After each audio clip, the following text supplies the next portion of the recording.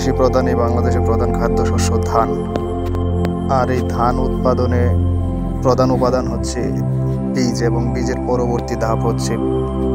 আর এই চারা উৎপাদনের জন্য বীজতলায় কৃষকদের অনেক প্রতিবন্ধকতার শিকার হতে হয় এবং অনেক রোগের সম্মুখীন হতে হয়। ভালো ফলন পেতে হলে চারার গুরুত্ব অপরিসীম।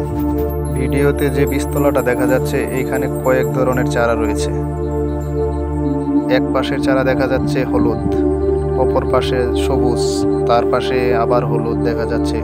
এর মধ্যে আরো কিছু জায়গায় খালি খালি হয়ে গেছে। অতিরিক্ত পানি থাকার কারণে কিছু চারা রোগের কারণে নষ্ট হয়ে আঙ্গুলে লেগে চলে আসছে।